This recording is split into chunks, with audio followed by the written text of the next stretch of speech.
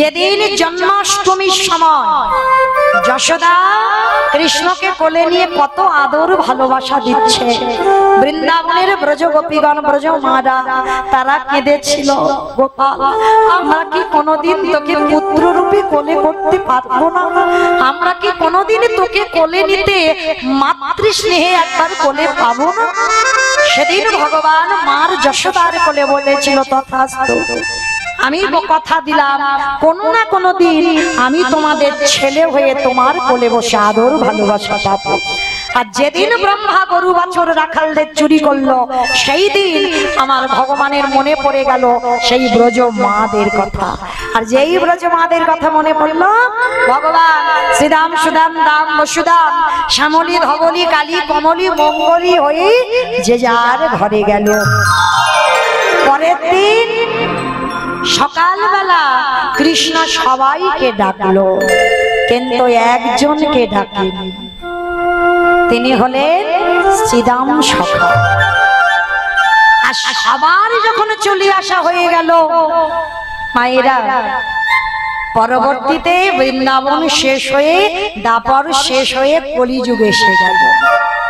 আর শ্রীদাম সখার অভিমান হলো, কানাই তুই আমাকে ডাকলি না? রাধে নীলিমা পাল 501 টাকা আমার রাধারানীর সেবার কাজে দিয়েছেন। নীলিমার মনের আশা যেন আমার রাধারানী পূরণ করে দেন। নিতাই গৌর প্রেমানন্দে হরি বল হরি বল হরি। একটু পরে বলো কেমন? বেশ, তবু আমায় বলো কেমন, যখন আরো তো শুরু হবে। তো যাই হোক, এইবার শ্রীদাম সখা যেই না এসে দাঁড়িয়েছে কোথায়, মনে মনে চিন্তা করলো, কানাই তুই যদি না আমায় ডাকিস, আমি আজকে থেকে প্রতিজ্ঞা করলাম এই গুহ থেকে বেরোবো না। যে জায়গাটা আপনারা যাবেন গিরি গোবর্ধনের নিচে আছে বাবা, যে জায়গাটার নাম হচ্ছে ধোকা গুহা। এই যে কানাই ধোকা দিল, কলিযুগে আনলো না, সবাইকে টেনে এনেছে, কিন্তু শ্রীদাম দাদাকে আনেনি। আর আপনারা জানেন এই যে আপনাদের প্রত্যেকের কপালে এই যে তিলক সেবা, প্রত্যেকের কপালে চন্দন, এগুলো প্রত্যেকটা হরিবাসরের নিয়ম। কেন নিয়ম? এইটা মহাপ্রভু শ্রীবাস অঙ্গনে করেছিল। দাদা নিতাইকে বলেছিল, দাদা সবার কপালে চন্দন দিয়ে দেখে নাও সবাই বৃন্দাবন থেকে এসেছে তো। চন্দন দিয়ে দেখলো সবাই এসেছে, কিন্তু শ্রীদাম দাদা আসেনি। আজকের আমার নিতাই দাদা এসে ডাক দিল, ভাই সবাই এসেছে কিন্তু শ্রীদাম দাদা আসেনি। বলে, দাদা তুমি এক্ষুনি যাও, গিয়ে আমার সেই ধোকা গুহাতে পড়ে আছে আমার শ্রীদাম সখা, যাও নিয়ে এসো। সেই গিরি গোবর্ধনের গুহর নিচে গেল, আর গিয়ে বাবা দেখে না সেইখানে বসে কানাই কানাই বলে কাঁদছে। সামনে একটা বড় পাথর চাপা দেওয়া আছে, পাথরটা সরিয়ে দিল, আর সরিয়ে দেখলো বাবা ইহা বড় লম্বা একটা লোক বসে আছে। কেন লম্বা? সত্য যুগের মানুষ 21 হাত, ত্রেতা যুগের মানুষ 14 হাত, দাপর যুগের মানুষ 7 হাত, কলি যুগের মানুষ যে যার হাতের 3.5 হাত। তাহলে মহাপ্রভু নিজের হাতে 3.5 হাত, আর শ্রীদাম সখা তো আসেনি কলিযুগে, তিনি তো এখনো সেই দাপর যুগের শ্রীদাম, 7 হাত লম্বা। আর যেই না বেরিয়েছে নিতাই চাঁদ যেন বাবা শ্রীদাম সখার কাছে বেটে হয়ে আছে। শ্রীদাম সখা দেখে বলছে, হ্যাঁ গো তুমি কে? বলে, আমি নিতাই। নিতাই? সেটাও আর কে? বলে, আরে শ্রীদাম আমায় চিনতে পারিসনি? আমি তো এই ব্রজের বলাই দাদা। তা তুমি যদি আমার বলাই দাদা হও, তাহলে আমার কানাই কই? বলে, কানাই কোথায় জানিস? এসেছে ব্রজের বাবা, কালো শাখা দেখিয়া আমাদের সোনার নদিয়া। উলুধ্বনি এসেছে ব্রজের বাবা, এসেছে ব্রজের বাবা, কালো শাখা দেখিয়া আমাদের সোনার নদিয়া। এসেছে ব্রজের বাবা, কালো শাখা দেখিয়া আমাদের সোনার নদিয়ায় ও তারে কালো বরণ নাই, ও তুই কালো বরণ নাই, ও তার কালো বরণ নাই, ও তার কালো বরণ নাই, রাই অঙ্গে অঙ্গ দিয়ে গৌর হলো তার, ওই রাই অঙ্গে অঙ্গ দিয়ে গৌর হলো তাই। ও তারে কালো বরণ নাই, রাই অঙ্গে অঙ্গ দিয়ে গৌরী হলো তাই। রং ফিরেছে ঢং ফিরে, তারে রং ফিরেছে ঢং ফিরেছে, রং ফিরেছে ঢং ফিরে, তারে রং ফিরেছে ঢং ফিরেছে, তারে এখন চেনা যায়।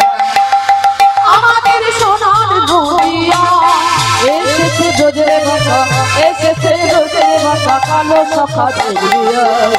আমাদের সোনার নদিয়া এটাই গৌর আরে এসেছে ব্রজের বাঁকা, এসেছে ব্রজের বাঁকা কালো সখা দেখবি আয় আমাদের সোনার নদিয়ায়। এইবার শ্রীরাম সখা সাত আর আমার নিতাই চাঁদ 3.5 হাত।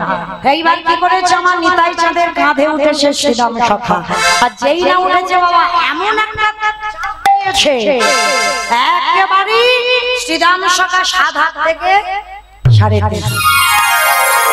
শিবার সঙ্গনে এলো, আর শিবার সঙ্গনে এসে মহাপ্রভু বললেন, শ্রীরাম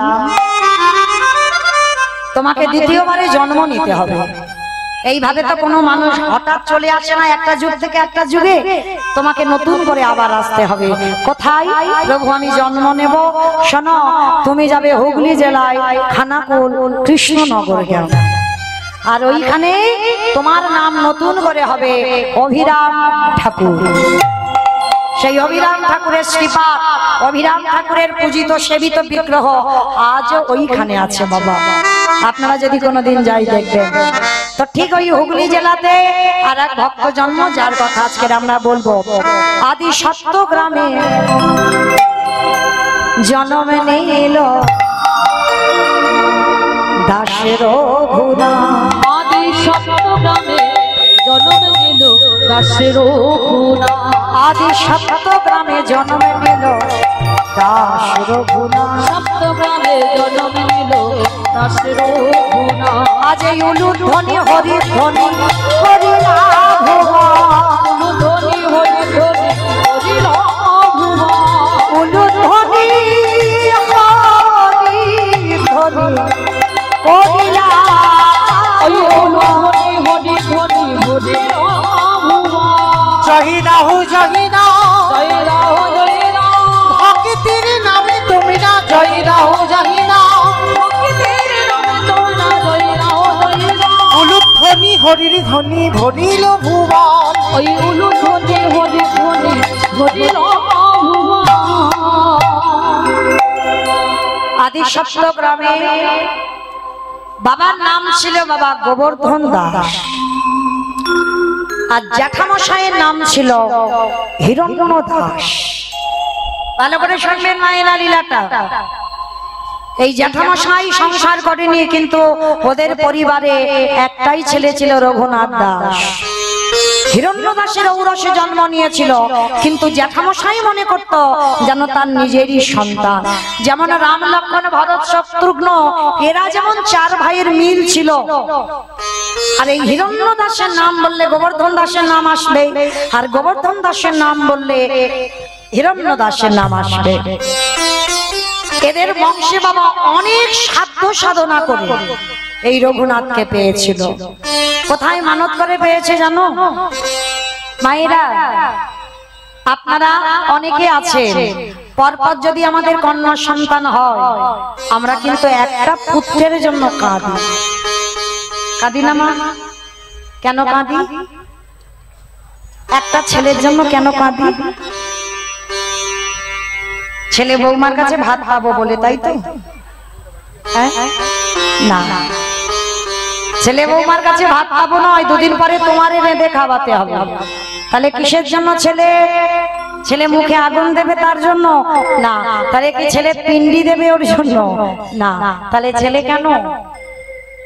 হ্যাঁ, আমার অবর্তমানে আমার বংশে প্রদীপ দেবে। কিন্তু হ্যাঁ গো, প্রদীপটা যে দেবে প্রদীপ দেওয়া ছেলেটা তো চাইতে হবে। কি গো মাইরা, সে যদি স্বাচ্ছন্দ্যে কিছু না বুঝলো, ভগবান সম্পর্কে যদি জ্ঞান চৈতন্য না রইল, সে ছেলেটা তোমার অবর্তমানে ভগবানের সেবা করবে কি করে? তাহলে মনে রাখতে হবে, যদি কেউ সন্তানের জন্য মানত করতে চান, আমার কথাটা মনে রাখবেন, কোথাও যেতে হবে না, চলে যাবে একটা জায়গায়, যেটা হলো উত্তরপ্রদেশ, রাধাকুণ্ডের তীর। রাধাকুণ্ডে স্নান করবেন অবশ্যই। কেন? আমরা মনুষ্য কুলে জন্ম নিয়ে বাবা, আমরা তো পারি না প্রত্যেকটা তীর্থে তীর্থে স্নান করতে, কিন্তু পারি আমরা, কিন্তু একটা তীর্থে স্নান করলে সব তীর্থে স্নান হয়ে যাবে, যেটা হলো রাধাকুণ্ডের তীর। এই রাধাকুণ্ড শ্যামকুণ্ড, এখানে যদি একবার স্নান করতে পারো, তাহলে আর কোনো তীর্থে যদি তুমি নাও যাও তাতে অসুবিধা নেই। এই রাধাকুণ্ডে স্নান করে একবার আমার আঁচলটা রাধারানীর কাছে পাতবেন, পেতে আমার রাধারানীর কাছে ভিক্ষা করবেন, রাধে একবার কৃপা করে করুণা করে আমার সংসারে একটা কৃষ্ণ ভক্ত সন্তান দাও। যে কৃষ্ণ ভক্ত সন্তান পেলে আমি যেন সন্ধ্যাবেলায় তাকে নিয়ে একটু আরতি কীর্তন করতে পারি। এই রঘুনাথ দাসকে বাবা জ্যাঠা মানত করে পেয়েছিল রাধাকুণ্ডের তীরে। এই রাধাকুণ্ডের তীরে ছেলেটাকে মানত করে পেল, কিন্তু মায়েরা রাধারানীর আশীর্বাদী সন্তান। কে গো মায়েরা, রাধারানীর আশীর্বাদী সন্তান, সে সন্তান কি কোনোদিন খারাপ হয়? ভগবানের কাছে যদি কোনো মা চায় আমার কৃষ্ণ বলা পাখি দাও, সে সন্তান কোনোদিন অসৎ পথে যেতে পারে না। এই রঘুনাথের বাবাদের মাস গেলে বাবা 12 লক্ষ শুধু স্বর্ণ মুদ্রা আয় হতো, 12 লক্ষ স্বর্ণ মুদ্রা, আর 8 লক্ষ টাকা বাবা শুধু নবাবকে কর দিত। তখনকার দিনে হোসেন শাহের আমল ছিল, আর সেই হোসেন শাহের আমলে বাবা রঘুনাথ দাসের জন্ম। কিন্তু এই রঘুনাথ দাস জন্ম থেকেই বাবা, মানে যেদিন থেকে জন্ম নিয়েছে সেদিন থেকে ছোটবেলা থেকে ছেলেটার একটু বৈরাগ্য ভাব। আমাইরা বৈরাগ্য মানে বোঝো, সংসার ধর্ম ত্যাগ করে চলে যাওয়া মানে বৈরাগ্য নয়।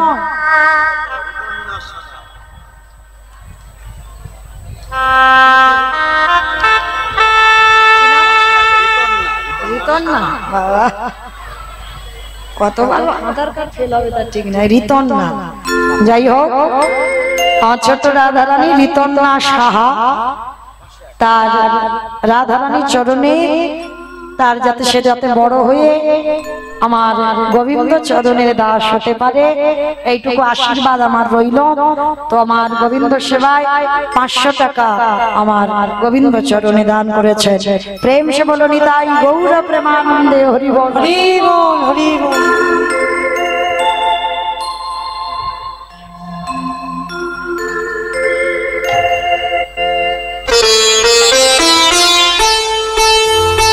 নিতাই গৌর কৃষ্ণ প্রেমানন্দে হরি বল, হরি বল।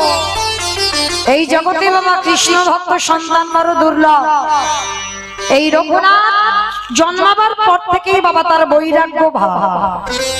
আমাইরা বৈরাগ্য ভাব মানে কি সংসার ধর্ম ত্যাগ করে চলে যাব এই ভাব নয়, সংসারে থেকেও বৈরাগী হওয়া যায়। বিষয়ে অনাসক্তি, বিষয়ের মধ্যে অনাসক্তি আসতে হবে, মানে সকল বিষয়, মানে শুধু যে টাকা পয়সা ধন সম্পত্তির মধ্যে অনাসক্তি না, প্রতিটা জিনিসের, মানে তোমার এই জিহ্বার লালসা যেদিন চলে যাবে, দেখবেন রবিবার এলে সেই মাংস রান্না করতে হবে তবে ভাত খাওয়া হবে, এইটা নয়। মানে জিহ্বায় কোনো লালসা থাকবে না, কোন রকম একটু আলু সিদ্ধ অন্ন হলেই হয়ে যাবে, পেটটা ভরলেই হবে। কলির মানুষ অন্নগত প্রাণ। যেদিন তোমার জিহ্বার লালসা চলে যাবে সেদিন জন্মে মা তোমার জিহ্বার বৈরাগ্য এসেছে। যেদিন তোমার এই নয়ন আর অন্যান্য কিছু দর্শন করতে ভালো লাগবে না, যেখানে আমার গোবিন্দ মন্দির, আমার গোবিন্দ চরণ ছাড়া আর কিছু ভালো লাগবে না, সেই দিন দেখবে তোমার নয়নের বৈরাগ্য হয়ে গেল।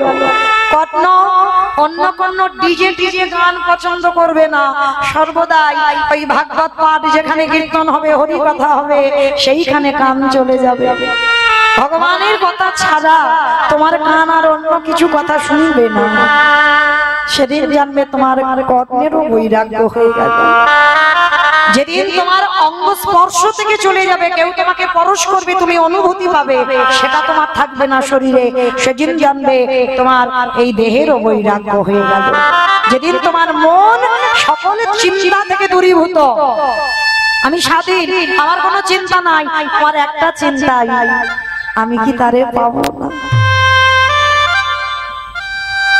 এই যে ভাব যেদিন তোমার আসবে, একটাই কথা মনের ভিতরে শুধু থাকবে, আমি কি তারে পাবো না। এই যে মনের ভিতরে ভগবানকে পাওয়ার আর আকুলতা লাগবে, আর যেদিন তোমার মনটা আকুলি বিকুলি করবে কৃষ্ণের জন্য, সেদিন তুমি জানবে তোমার এই মনেরও বৈরাগ্য হয়ে গেল। সংসারে থেকে বৈরাগী হওয়া যায়। তোমার দেহটা সংসারে রেখে দাও, তোমার মনটা গোবিন্দ সেবায় লাগিয়ে দাও, তাহলে জানবে তুমি বৈরাগ্য। আজকে রঘুনাথ জন্ম থেকে মানে একটু যখনই হামাগুড়ি দিতে শেখে, হামাগুড়ি দিতে দিতে মন্দিরে চলে যায়। যখনই একটু হাঁটা চলা করে, যদি কোনোদিন বাড়িতে বৈষ্ণব আসে, ও বৈষ্ণবের পিছনে পিছনে রঘুনাথ চলে যায়, আবার ছেলেটাকে ধরে আনে। যেখানে হরিকথা হয়, যেখানে ভাগবত পাঠ হয়, ওই রঘুনাথ ছুটে চলে যায়। কিন্তু বাবা বড় লোকের ছেলে তো, আবার দারোয়ানদের ডেকে এনে আবার তাদের ধরে এনে রঘুনাথকে ঘরে রেখে দেয়। দেখতে দেখতে রঘুনাথের যখন 6 বছর বয়স হলো, বাবা জ্যাঠা মনে মনে সিদ্ধান্ত নিল যে ছেলেটাকে একটু পড়াশোনা করাতে হবে। তো পাঠালো কোথায়? বলদেব আচার্যের কাছে। আর এই বলদেব আচার্য এমন একজন ব্যক্তি ছিলেন, যাকে তাকে বাবা ভর্তি করতো না তার পাঠশালায়। যদি তুমি সুশিক্ষায় শিক্ষিত না হও, তুমি যদি ভক্ত বংশের সন্তান না হও, কোনো মতেই বলদেব আচার্য তোমাকে গ্রহণ করবে না। তো যখন হিরণ্য দাস আর গোবর্ধন দাস আমার রঘুনাথকে নিয়ে গেল, রঘুনাথকে ডাকার সঙ্গে সঙ্গে বলদেব আচার্য বলেছিল অসম্ভব। আর মনে রাখবে মা, বড় লোকেদের ছেলেদের একটু খামখেয়ালি বেশি হয়, কি মাইরা হয় না? কেউ অপরাধ নেবেন না বাবা, কাউকে উদ্দেশ্য করে বললাম না।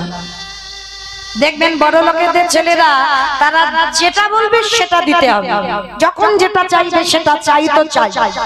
তারা যে ধরে বসে থাকবে, তাদের ঘুম খুব তাড়াতাড়ি ভাঙবে না, সে 8টা-9টা বেজে যাবে। আবার যদি বকাবকি দাও, সে উল্টে আবার কত কথা শুনতে হবে। তো বড় লোকের ছেলে তো আদরে যেটা হয়। তা রঘুনাথ বড় লোকের ছেলে, বলদেব আচার্য বললেন অসম্ভব। ও বড় লোকের ছেলে, ও জমিদারের ছেলে, ওকে কিছুতেই আমি মানুষ করতে পারবো না।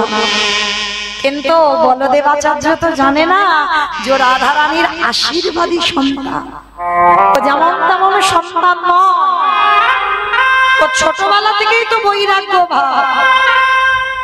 আজকের হিরণ্য দাস আর গোবর্ধন দাস বলছে, গুরুদেব আপনি জানেন না, আমাদের রঘুনাথ খুব ভালো ছেলে, আমাদের রঘুনাথকে তুমি 2 দিন নিয়ে দেখো, ও কোনোদিন অন্যায় করতেই পারে না, আপনার মনের মতো ছাড়তে হবে।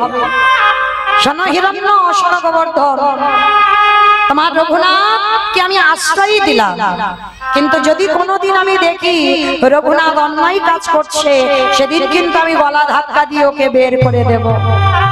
গুরুদেব, আমার রঘুনাথ কোনোদিন ভুল করতেই পারে না, তুমি শুধু একটা দিন ওকে দেখো, ওর স্বভাব চরিত্রটা কেমন। তা বলদেব আচার্যের কাছে রেখে রঘুনাথকে বাবা জ্যাঠা চলে গেল। তখনকার দিনের এটা নিয়ম ছিল, পাঠশালায় পড়তে দিয়ে, এখন যেমন আমরা ছেলে মেয়েদের ঘরে রেখে পড়াচ্ছি, তখনকার দিনে নয়, গুরুকুলে পাঠানো হতো। তা গুরুকুলে পাঠিয়ে দিয়েছে জমিদারের ছেলে, অন্যান্য বন্ধু বান্ধব আছে পাঠশালায়। প্রত্যেকদিন বলদেব আচার্য ভাগবত পাঠ শোনায়। ছোট ছোট্ট ছোট্ট ছেলেদের ছোটবেলা থেকে ভাগবত পাঠ শোনায়। এখন যেমন আমাদের কত রকমের বই আছে, তখনকার দিনে ওই রামায়ণ, মহাভারত, গীতা, ভাগবত এইগুলো। তা ভাগবত গ্রন্থ নিয়ে পড়াচ্ছে সমস্ত বাচ্চারা, সমস্ত পড়ুয়ারা কত কটু কথা, কত গল্প গুজব করছে। আর রঘুনাথ সবার সামনে বসে বসে ভাগবত শুনছে।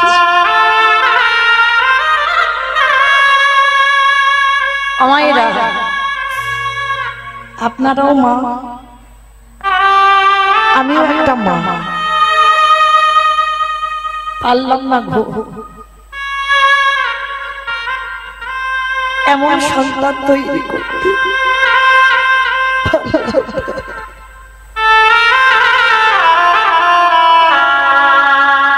রঘুনাথ সবার সামনে বসে আছে, গুরুদেব ভাগবত পড়ছে, ছাবা ছেড়ে রঘুনাথ অঝর নয়নে কাঁদছে। অন্যান্য পড়ুয়ারা কত কটু কথা, কত গল্প করছে, কিন্তু রঘুনাথের কোনো খেয়াল নেই, কোনো ওদিকে কান নেই। ভাগবতের দিকে কান, গুরুদেব পাঠ করছে আর শিষ্য সামনে বসে বসে শুনছে। তা ভাগবত শেষ হয়ে গেছে বাবা, সবাই চলে গেছে, রঘুনাথ একাকী বসে আছে।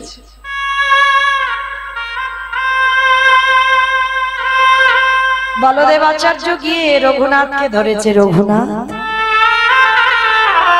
এই বাবা, তুই এতটুকু ছেলে, তুই আমার ভাগবতের কিছু বুঝতে পারছিস?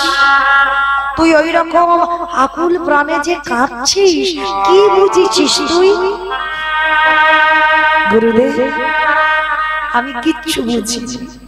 তাহলে কিচ্ছু বুঝিস নি, তুই এমনি এমনি কাঁদছিস? বলে না গুরুদেব, আমি কেন কাঁদছি জানো?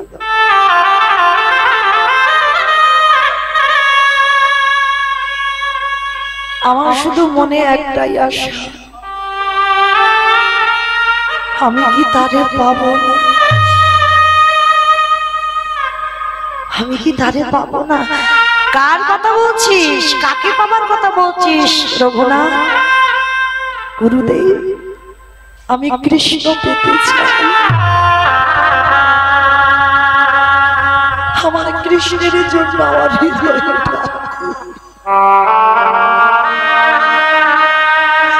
বলো না গুরুদেব, আমি কি কোনোদিন কৃষ্ণ পাবো না? ও গো গুরুদেব,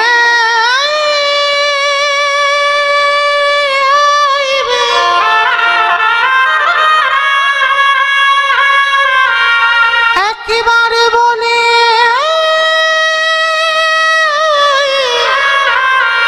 বলে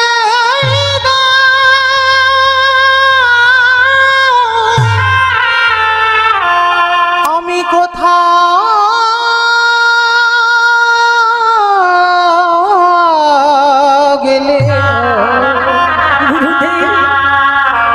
গেলে কৃষ্ণ দর্শন পাবো?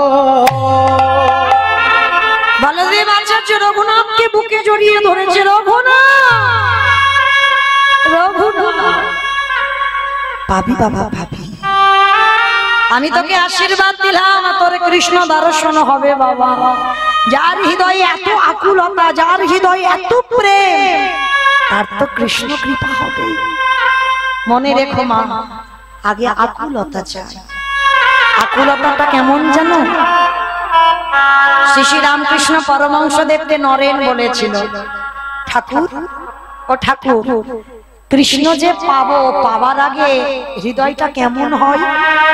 তার ঠাকুর বলেছিল, হৃদয়টা কেমন হয় জানিস কৃষ্ণ পাওয়ার আগে? চল আমি তোকে দেখাচ্ছি। ওই দক্ষিণেশ্বরে তো ঠাকুর থাকতো, কলকাতা দক্ষিণেশ্বর, আর দক্ষিণেশ্বরে গঙ্গাতে নরেনকে নামিয়েছে।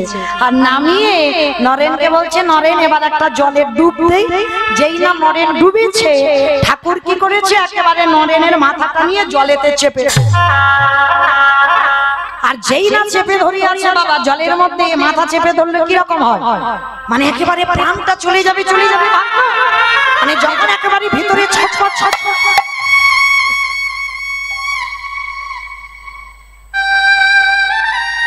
ভিতরে যখন ছটফট ছটফট করছে একেবারে ঠাকুর হাতটা ছেড়ে দিয়েছে, নরেন একেবারে উঠে দাঁড়িয়ে। আর যেই না নরেন উঠে দাঁড়িয়েছে সঙ্গে সঙ্গে আমার একেবারে ঠাকুরকে দেখে বললেন, এই জন্য তোমাকে বলে পাগল। বলে কেন আমাকে পাগল বলছিস কেন? বলে পাগল বলবো না, ওই জন্য তো তোমাকে সবাই বলে পাগল। পাগল যদি না হবে এইরকম জলের তলায় আমার মাথাটা চুবিয়ে রেখেছিলে, আর একটু হলে তো আমি মরে যেতাম। জলের তলায় যখন তোর মাথাটা ধরে চেপেছিলাম তোর কিরকম হচ্ছিল বলতো? রাগ ধরবে না?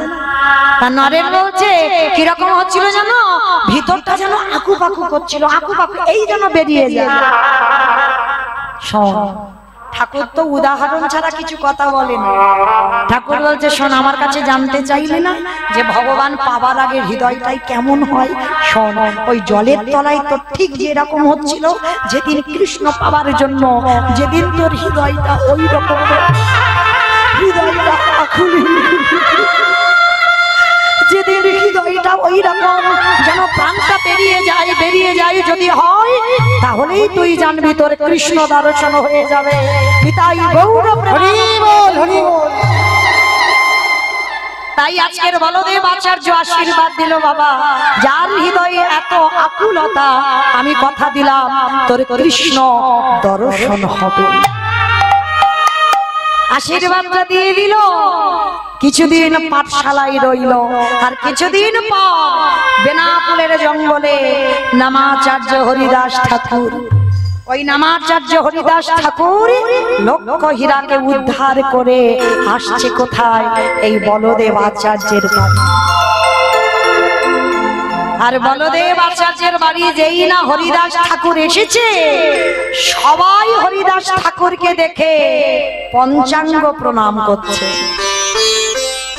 যেমন বাবা আপনারা জানবেন, যারা আমার মহাপ্রভুর গ্রন্থ পাঠ করেন, এই 3 লক্ষ নাম জপ করতে নামাচার্য হরিদাস ঠাকুর। এই হরিদাসের থেকে বেশি নাম জপ কেউ করতে পারে না। আর একজন ভক্ত আছে সব থেকে বেশি প্রণাম করত, তাও আবার আমাদের মতো সুইচ টেপা প্রণাম নয়, মাটিতে শুয়ে পড়ে দণ্ডবত প্রণাম করত সব থেকে বেশি 24 ঘন্টায়। যিনি ছিলেন এই রঘুনাথ দাস গোস্বামী। এই রঘুনাথের থেকে বেশি কেউ কোন ভক্ত দণ্ডবত প্রণাম করতে পারবে না। তা যেই না হরিদাস ঠাকুর এসেছে একেবারে ওই রঘুনাথ ষষ্ঠাঙ্গে দণ্ডবত প্রণাম। আর যেই না দণ্ডবত প্রণাম করেছে সঙ্গে সঙ্গে ওই রঘুনাথ ঠাকুরের হাতটা ধরে বলছে, এই তো পেয়েছি। এই বাংলার মাটিতে, এই মাটিতে বীজ বপন করলেই অঙ্কুরিত হবে। অমাইরা ভক্ত চিনবে কি করে গো? ভক্ত চিনবে কি করে? গলায় এই যে আমার তুলসীর মালা দেখলে মনে করবেন আমি ভক্ত। দাদার সঙ্গে তিলক সেবা করা দেখলে মনে করবে ভক্ত। প্রসাদ ভুজি মনে করলেই ভক্ত। তাহলে ভক্ত বুঝবে কি করে? ভক্তের নয়নের দিকে তাকাতে হবে। আর ভক্তের নয়নের দিকে তাকালে যদি বুঝতে পেরে যাও কৃষ্ণ নামে যার নয়নে বাড়ি ছোট, যার নয়নটা দেখলে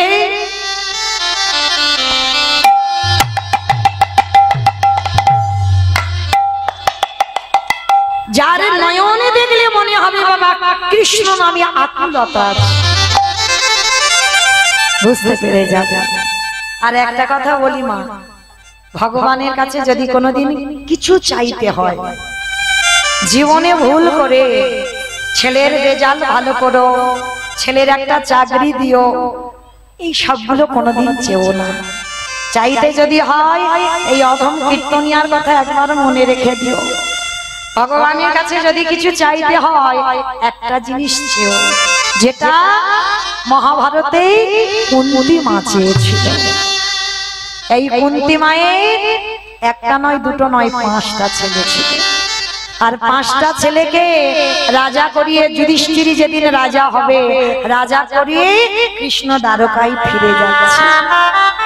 তা দ্বারকায় যেতে গিয়ে আমার ভগবানের মনে মনে ভাবছে যে আমি তো 13 বৎসর পাণ্ডবদের সঙ্গে ছিলাম, এই যে আমি দ্বারকায় চলে যাব ওদেরকে ছেড়ে থাকবো কি করে? কি গো মায়েরা, আপনাদের হবে কিনা জানি না, তবে আমার হয়।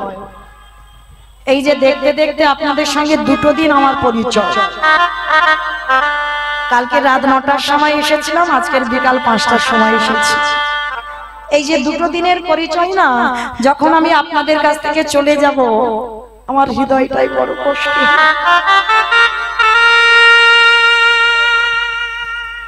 কারণ আর কালকে যদি আপনাদের মতো ভক্ত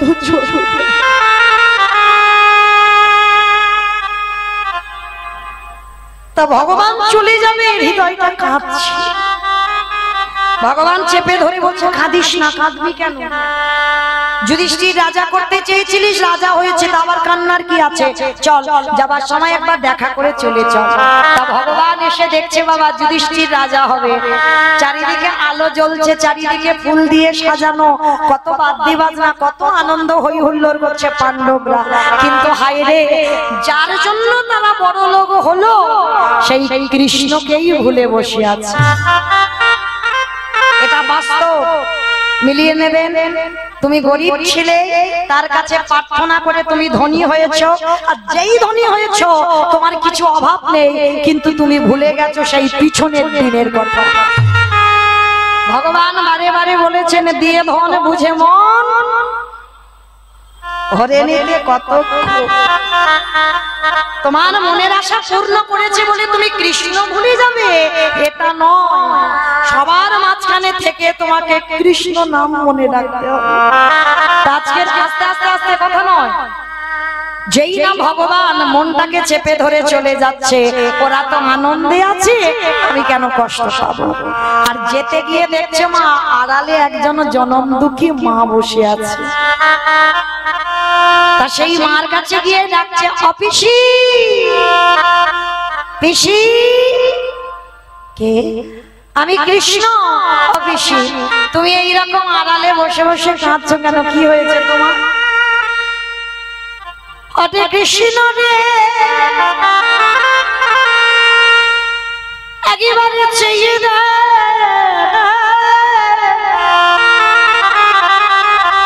আমার 5টা ছেলে যার জন্য বড় লোক হলো, সেই কৃষ্ণকে কেমন ভুলে বসে আছে। অপিসি, তা তোমার ছেলেরা ভুলেছে তো কি হয়েছে? তুমি তো আমায় বলনি, তুমি তো মনে রেখেছো। আচ্ছা পিসিমা, আমি চলে যাচ্ছি, তুমি আমার কাছে কিছু চাও। কি গো মায়েরা, ভগবান যদি এসে বলে ভক্ত আমার কাছে কিছু চাও, কি চাইবে? কুন্তি চাইছে, দেখো ওটা কৃষ্ণ রে, ওটা কৃষ্ণ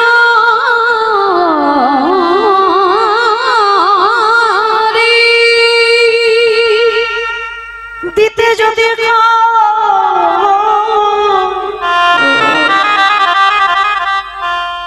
তোর কাছে আমি ধনে চাই না, যশে চাই না, টাকা চাই না, বাড়ি চাই না, কৃষ্ণ রে দিতে যদি হয় আমার আঁচলে তুই দে। এই জগতে যত দুঃখ, যত কষ্ট, যত অভাবী, যত ব্যথা বেদনা, হরে কৃষ্ণ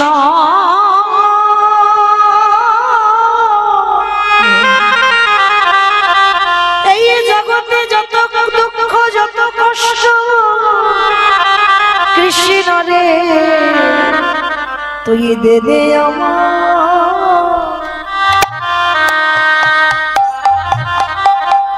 আমায় ফিরাই দে, আমি আর তো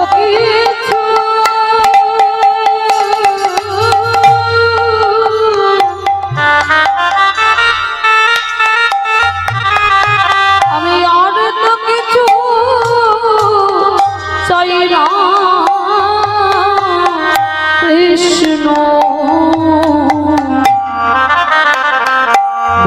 দে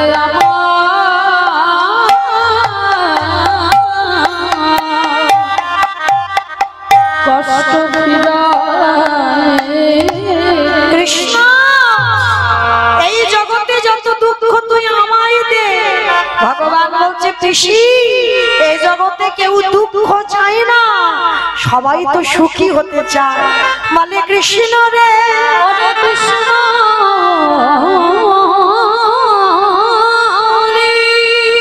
ভক্ত জানে না বলে তোর কাছে সুখ চায়।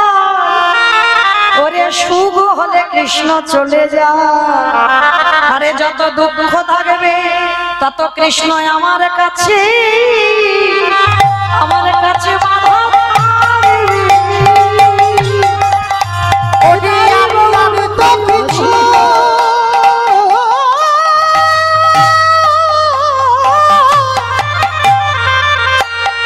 আমি আর তো কিছু চাই না কৃষ্ণ। বলে কৃষ্ণ আমার কাছে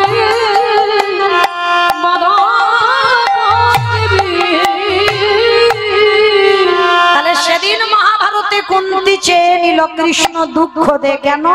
দুঃখ থাকলেই তোমার কৃষ্ণ থাকবে, আর দুঃখ না থাকলে কৃষ্ণ থাকবে না।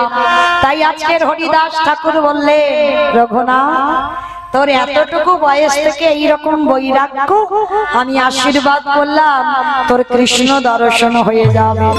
আর রঘুনাথ ছোটবেলা থেকে বাবা হরিদাস ঠাকুরকে অনুকরণ করত, মানে হরিদাস ঠাকুর 24 ঘন্টায় একবার আহার করত। কেমন ভজনের পথ দেখেন বাবা, যারা ভজন জগতে আমরা নেমেছি, বেশি নিদ্রা আমাদের জন্য নয়, বেশি আহার আমাদের জন্য নয়, স্বল্প আহার করতে হবে। হরিদাস ঠাকুর 24 ঘন্টায় একবার আহার করত। আর বড় লোকের ছেলে জমিদারের ছেলে রঘুনাথ ওই হরিদাস ঠাকুরকে অনুকরণ করত। জমিদারি পোশাক কোনোদিন পরেনি, একটা মাত্র ওই বহির্বাসার অন্তর্বাস। রঘুনাথ জমিদারের ছেলে হয়ে বিছানা কোনোদিন ঘুমায়নি, বালির উপরে শুধু একটা মাদুর বিছিয়ে, কোনো বালিশ মাথায় নয়, শুধু একটা কোন রকমে বালিশ মাদুর বিছিয়ে ঘুমাতো। একদিন হরিদাস ঠাকুর বলছে রঘুনাথ তুই একটু বড় হ বাবা, তারপরে তুই আমাকে অনুকরণ করিস। প্রভু যদি আমি ছোটবেলা থেকে যদি এই পদ অবলম্বন না করি, আমি তো বড় হয়ে আমি তো ভগবানের পাবো না। বিদ্যাভ্যাস শেষ করে রঘুনাথকে বাবা জ্যাঠা বাড়িতে নিয়ে গেল। আর বাড়িতে যখন বিদ্যাভ্যাস করে গেল, একেবারে রঘুনাথ উন্মাদ পাগল। কি গো মায়েরা, কৃষ্ণ ভক্ত যদি প্রকৃত হয়েছ, সমাজের লোক তোমায় পাগল বলবে, কারণ তোমার স্বভাবটা একটু পাগল পাগলের মতো লাগবে। ভালো পোশাক পরবে না, মাথার চুল আঁচড়াবে না, পাগল জমিদারের ছেলে।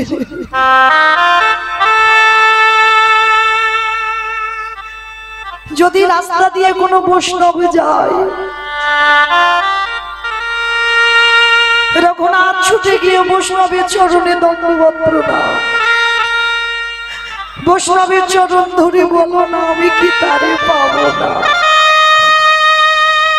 বাবা জ্যাঠা রেগে গেল, এ ছেলে তো পাগল হয়ে যাবে কৃষ্ণকে দেখে দেখে। কৃষ্ণ বলে কেঁদে কেঁদে ও ছেলে পাগল হয়ে যাবে।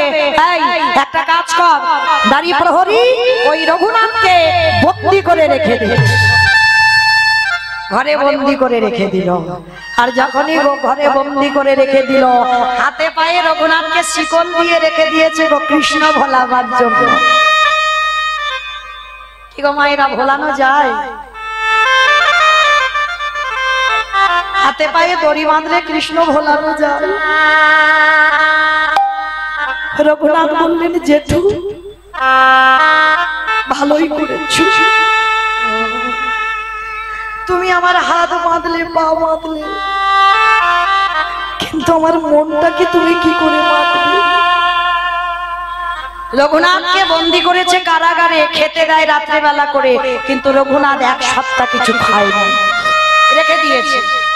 জ্যাঠামশাই খবর পেয়েছে হিরণ্য দাস যে রঘুনাথ কিছু খাচ্ছে না, ঘরে এসেছে। রঘুনাথ, শুনলাম তুমি নাকি খাওয়া দাওয়া সব বন্ধ করে দিয়েছো। রঘুনাথ, তুমি আমার বংশে একমাত্র প্রদীপ। রঘুনাথ, বলো বাবা, তুমি আমার কাছে কি চাও? এক সপ্তাহ না খেয়ে আর কণ্ঠ থেকে স্বর বার হয় না। জ্যাঠামশাই, আমি যা চাইবো তুমি আমায় দেবে? দেবো বাবা, দেবো। একবার বল, তুই এইরকম খাওয়া দাওয়া বন্ধ করিস নি বাবা। বল তুই আমার কাছে কি চাস? আচ্ছা, আমি তো চাইবো, আগে তুই সত্য করো, আমি যা চাইবো দেবে। কিন্তু আমি দেব, কিন্তু এক সপ্তাহ তুই খাসনি, তোর শরীর ভালো নয়, তুই তো মরে যাবি এক্ষুনি। না না জেঠু, আমি পড়বো না। তুমি বলো, আমি যা চাইবো তুমি দেবে। ঠিক আছে রঘুনাথ, আমি কথা দিলাম, তুই আমার বংশের প্রতীক, তুই আমার কাছে আজকে যা চাইবি আমি তাকে তাই দেব। ত্রিসত্য করেছে জেঠু, মনে থাকে যেন। তাহলে দাও, কি চাস? কৃষ্ণ এনে দাও।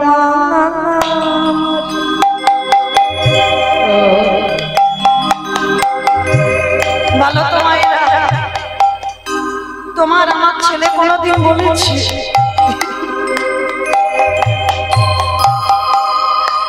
কৃষ্ণ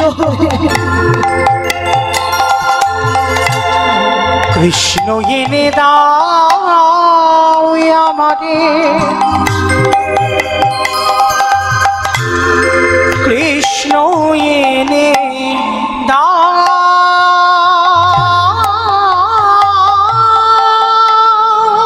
কৃষ্ণ ছাড়া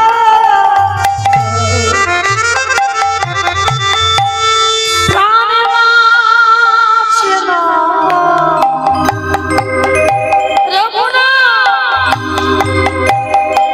কৃষ্ণ এনে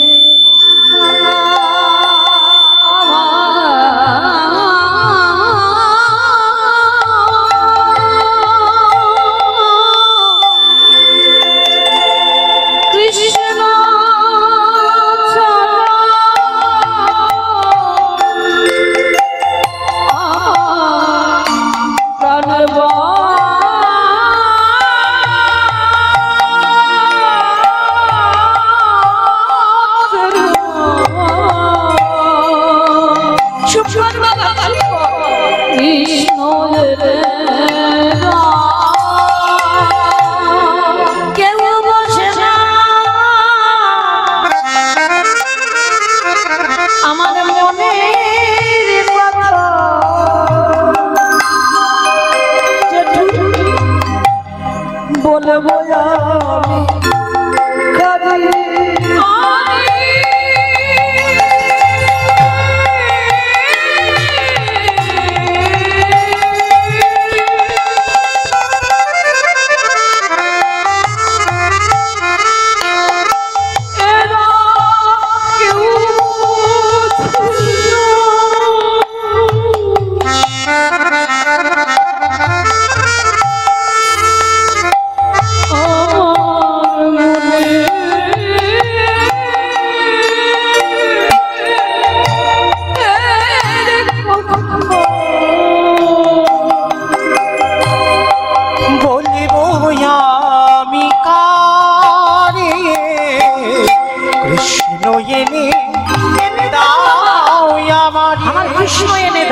কৃষ্ণ এনে দাও, এনে দাও,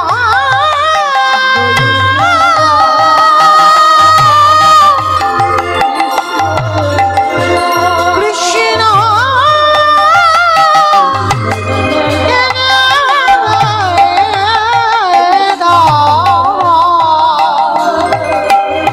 জেঠু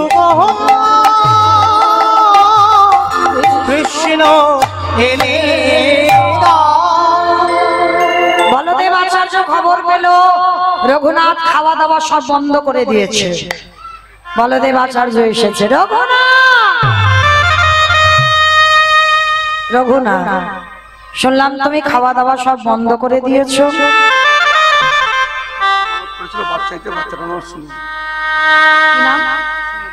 সুমন, জয় রাধে। ভগবানের কাছে মানত রেখেছিল একটা পুত্র সন্তান হোক, কৃপা করেছে আমার রাধারানী, ছেলের নাম রেখেছেন সুমন। সুমন কি?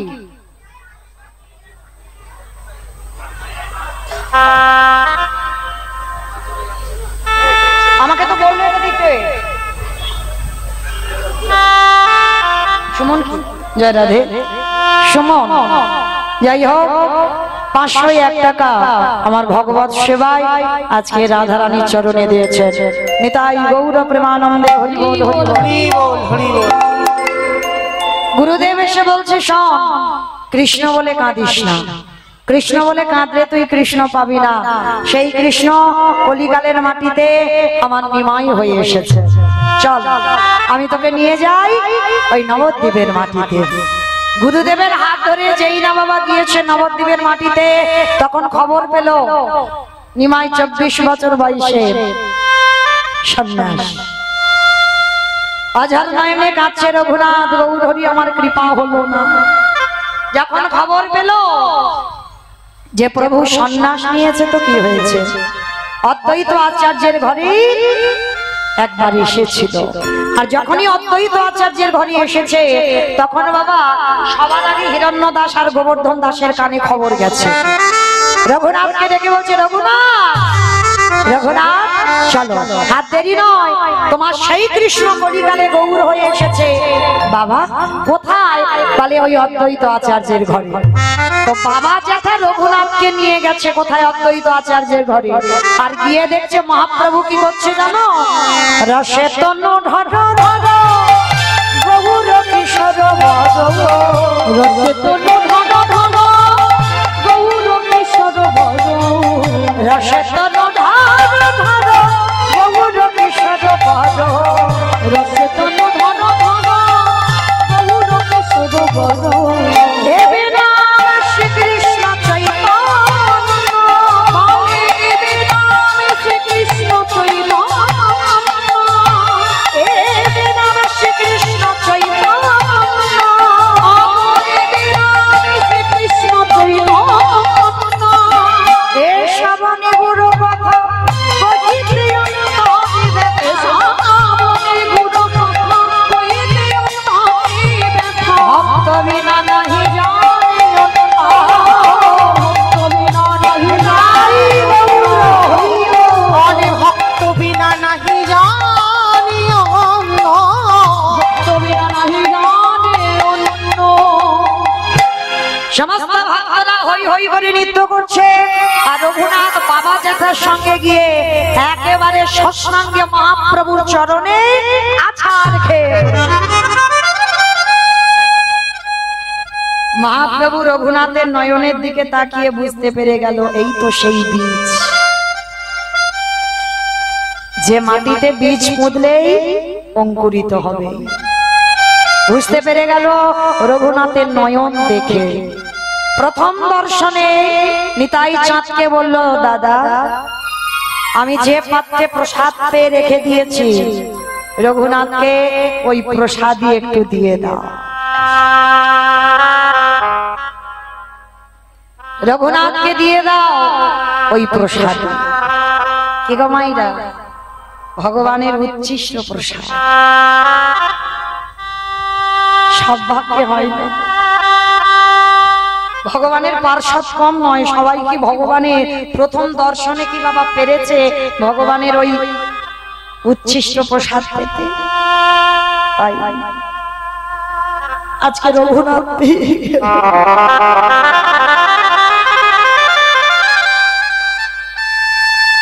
প্রথম দর্শনে হয়ে গেল গৌর কৃপা। বেশ কিছুদিন প্রভুর চরণ সেবা করে রঘুনাথ।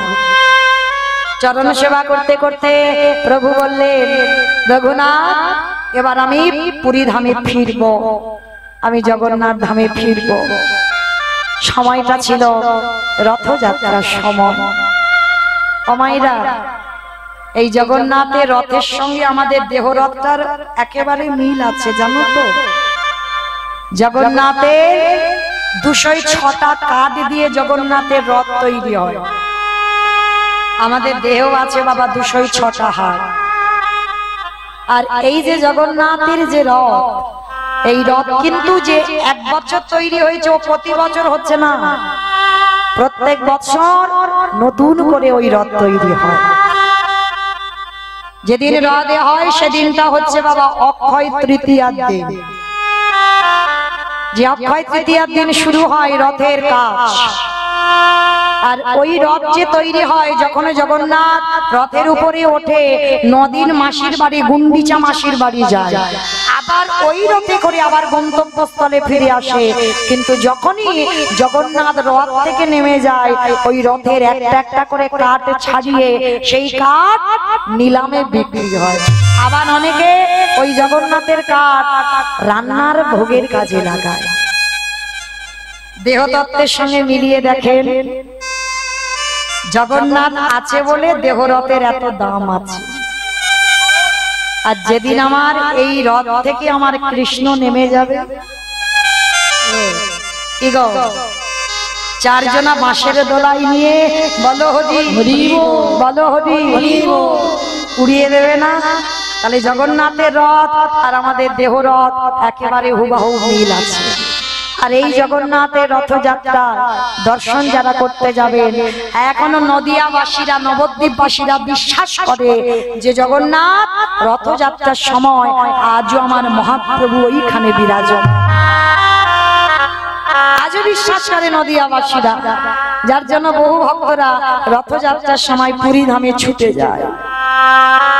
তো আমার এই রথযাত্রার সময় আমার মহাপ্রভু বলছে, রঘুনাথ আমি রথের সময় পুরীতে থাকতে চাই, প্রভু আমি তোমার সঙ্গে যেতে চাই।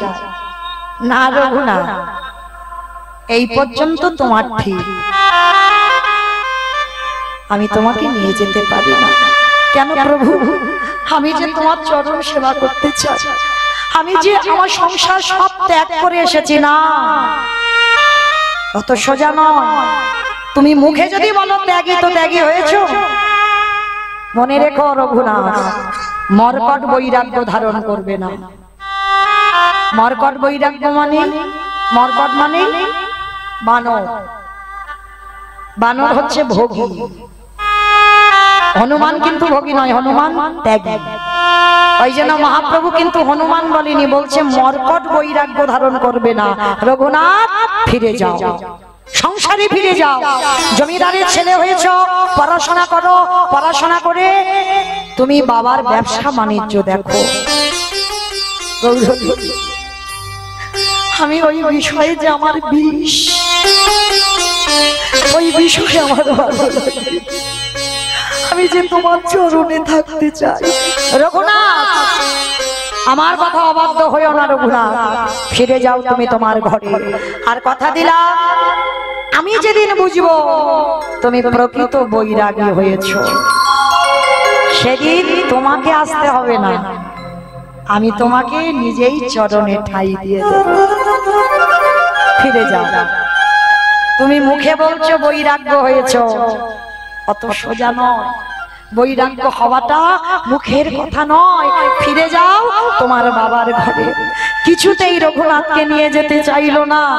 এইবার রঘুনাথ ফিরে আসছে, আর ফিরে আসতে আসতে শুনতে পেল সেই যে বাবা নিতাই চাঁদের সঙ্গে দেখা। আর যেই না নিতাই চাঁদের সঙ্গে দেখা হয়েছে, নিতাই চাঁদ বলে উঠলেন, আরে চোর চোর চোর। হঠাৎ করে নিতাই চাঁদ চোর চোর বলছে রঘুনাথকে। রঘুনাথ তো চমকে উঠেছে, আরে বাবা আমি কি চুরি করলাম? আমি তো কিচ্ছু চুরি করিনি। বলে করেছো, করেছো তুমি চুরি। তুমি আমার কাছ থেকে অনুমতি না নিয়ে তুমি আমার ভাইয়ের কাছে সরাসরি চলে গেছো।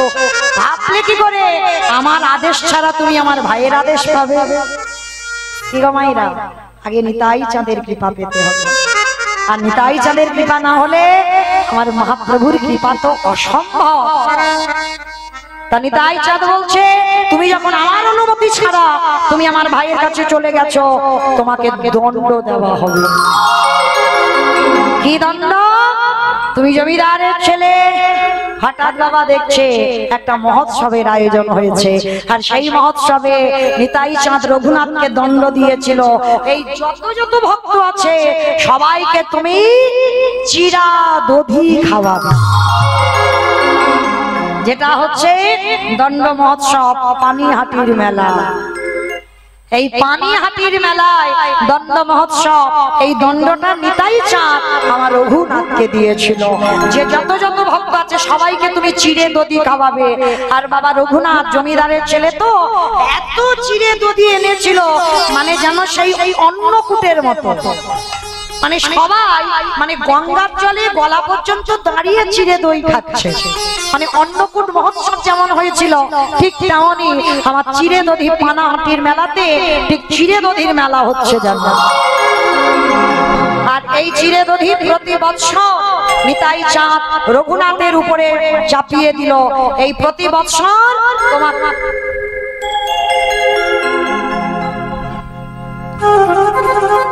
তোমাকে এই উৎসব তোমার নিজের হাতে পালন করতে হবে। যেই না বলেছে চিড়ে উৎসব সবাইকে সেবা করাতে হবে, বাবার সম্পত্তি থেকে টাকা পয়সা সমস্ত কিছু চিরা দধি যত যত ছিল সবই প্রসাদ নিবেদন করেছে। রঘুনাথ বাড়ি ফিরেছে। বাবা জ্যাঠা ছেলেটাকে বেঁধে রাখবার জন্য একটা পদ অবলম্বন করেছে। কি পদ জানো? বলে ছেলেটাকে বাঁধতে গেলে সংসারে ওর কাঁধে একটা জল চাপাতে হবে। আমার জল চাপানো মানে বোঝো, বিয়ে দিতে হবে। এই কথাগুলো আমি বলছি না, আগেকার দিনে ঠাকুমারা বলতো। বলে রঘুনাথকে বিয়ে দিতে হবে। এইবার দেখাশোনা করে একটা মেয়ে দেখা হলো, যার নাম ছিল রত্নাবতী। রত্নাবতী তো রত্নের মতো তার রূপ, স্বর্গের অপ্সরা। দিনক্ষণ ঠিক হলো, বিয়ের আয়োজন হলো। হরি বল। মাইরা একটু বিয়ে বাড়ি খাওয়া দাওয়া হবে তো? বরেলো বরেলো বলে পড়ে গেল সারা গো, বরে এলো বলে পড়ে গেল সারা।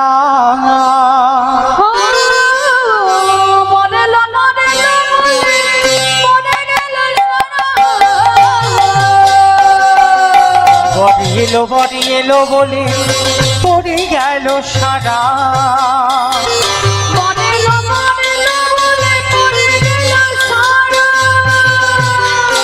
আরে পাড়া প্রতিবেশী গলা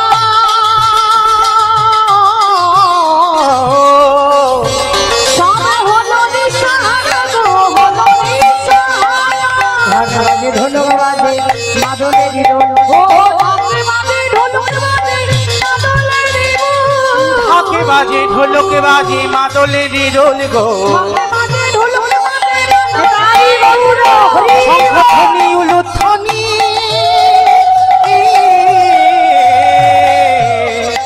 ধরিল ভুবন, তাদের আনন্দ আর ধরে না।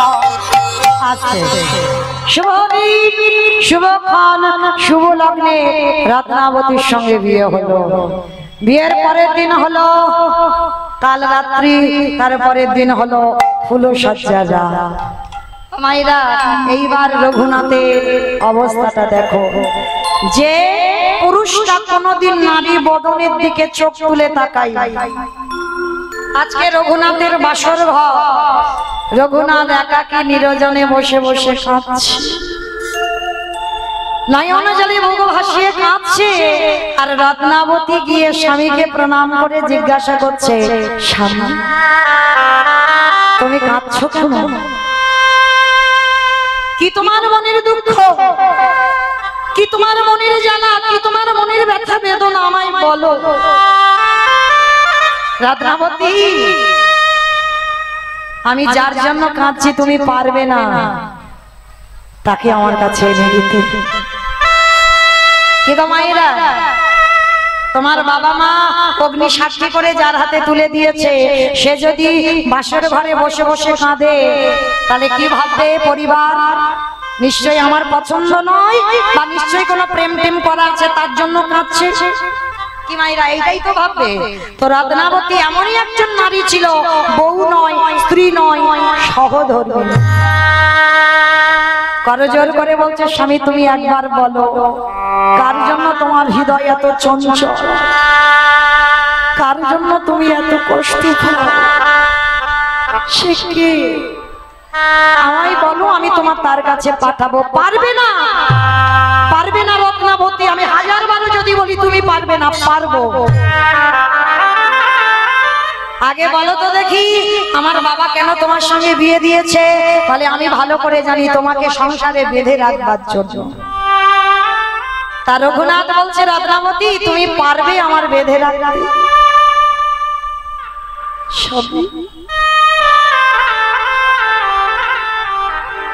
আমি তো তোমায় বেঁধে রাখতে আসি,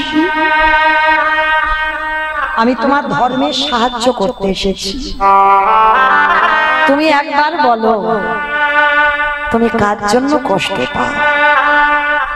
রত্নাবতী আজকের আমাদের এই ফুলসজ্জার রাতে আমি তোমার কাছে একটা জিনিস চাইবো, তুমি আমায় দেবে? বলো বলো তুমি কি চাও? রত্নাবতী আমার মনের ইচ্ছা কবে বিষয় বৈভব ত্যাগ করে একবার বলে দাও, আমি কোথায় গেলে আমি কৃষ্ণ শরণ পাবো? রত্নাবতী গো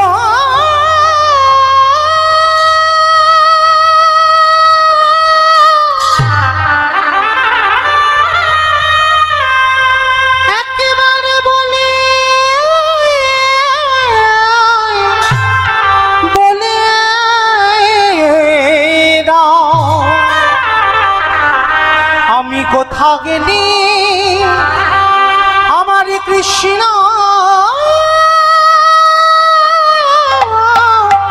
পাবো?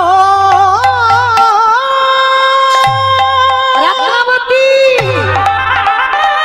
আজ রাত্রিবেলা আমি তোমাকে চিরজনমের মতো ত্যাগ করে আমি কবে যাব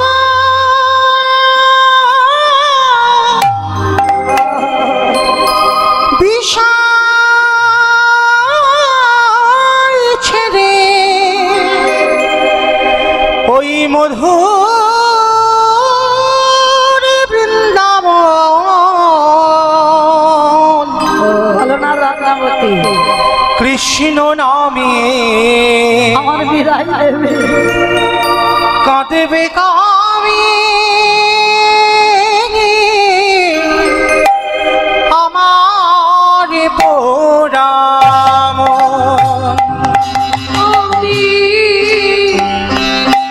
কবে যাব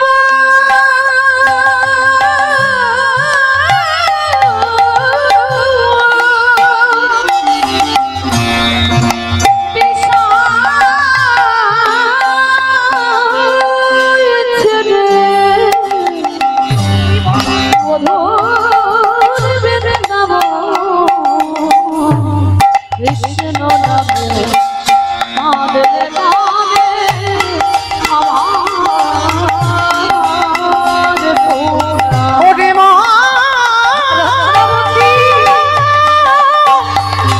ওরে মা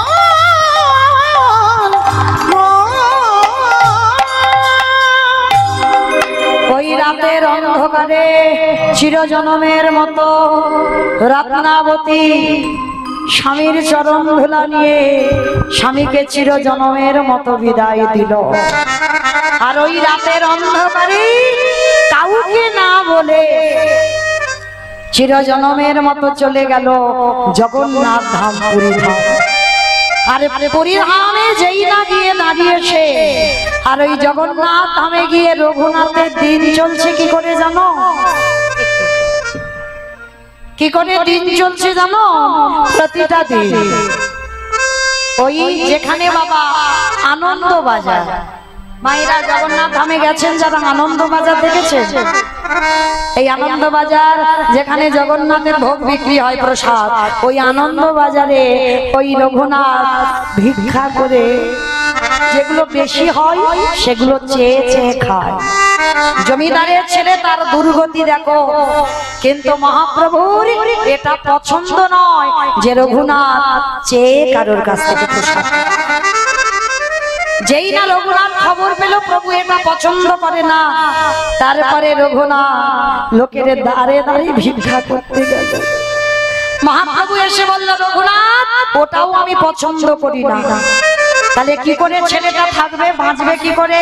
ওই জগন্নাথের যে নালা আছে দেখবেন, রান্নাঘরের কাছে গিয়ে ওই নালা আছে না, নালা দিয়ে ওই পচা গলা প্রসাদ ভেসে যায়, মানে পচে গেছে, সেইগুলো 7 বার ধৌত করে রঘুনাথ ওই পান্তা ভাতে একটু লবণ দিয়ে সবে 1 গ্রাস দিতে গেছে। 1 সপ্তাহ কিছু খাওয়া হয়নি, পচা পান্তা সবে বদনে দিতে যাবে, পিছনে মহাপ্রভু এসে হাতটা ধরেছে, রঘুনাথ রঘুনাথ আমায় একটু প্রসাদ দে। যেই না প্রসাদই চাইলো, সঙ্গে সঙ্গে বাবা রঘুনাথ বলে উঠলেন, প্রভু এ পচা গলা প্রসাদ আমি দেব কি করে? রঘুনাথ প্রসাদ কোনোদিন পচে না, প্রসাদ কোনোদিন বাসি হয় না। দে। ওই রঘুনাথের মুখ থেকে ওই পচা গলা প্রসাদ মহাপ্রভু কেড়ে নিয়ে মহাপ্রভু নিজের বদনে দিল। দেখো কেমন ভক্ত আর কেমন ভগবান। রঘুনাথকে বলল, রঘুনাথ আজকে থেকে তোমাকে আমি স্বরূপের হাতে সমর্পণ করলাম, আজকে থেকে স্বরূপের চরণ ভজন করলে তুমি আমার কৃপা পাবে। বলো তুমি আমার কাছে কি চাও? হে দয়াময়, আমার মনের বড় আশা, আমি একবার বৃন্দাবনে রাধা কুণ্ডের তীরে যেতে চাই। সেই রঘুনাথ রাধা কুণ্ডের তীরে গেলেন, আর রাধা কুণ্ডের তীরে নিয়ম সেবার মাসে কঠোর পরিশ্রম, অনাহারি অনিদ্রায় নামের মালাটা হাতে নিয়ে হৃদয়ে হাত চাপড় দিয়ে শুধু একটাই কথা বলতো, রাধে একবারই দেখা দাও, রাধে একবারই দেখা দাও, একবারে দেখা দাও। আর আমার করুণাময়ী থাকতে পারলো না। রাধা রানী রাধা কুণ্ডের তীরে আমার রঘুনাথের সামনে এসে দাঁড়িয়েছে। রঘুনাথ আমাকে ডাকছিলিস? রাধা, আমি শুধু তোমায় একাই দর্শন পেতে চাই না, আমি চাই তুমি একবার যুগল রূপে আমার দর্শন দাও। সেই রাধা কুণ্ডের তীরে আমার রাধা রানী আমার গোবিন্দকে নিয়ে বামে দাঁড়ালে, আর রঘুনাথ সাক্ষাৎ রাধা কুণ্ডের তীরে সেই রাধা গোবিন্দের যুগল রূপ দর্শন করলেন। স্বামীর বামে, স্বামীর বামে, স্বামীর বামে দাঁড়াইল নবীন কিশোরী গো, ওই স্বামীর বামে দাঁড়াইল নবীন কিশোরী, হরি ললিতা বিশাখায়াদি তাই বৌর হরি বল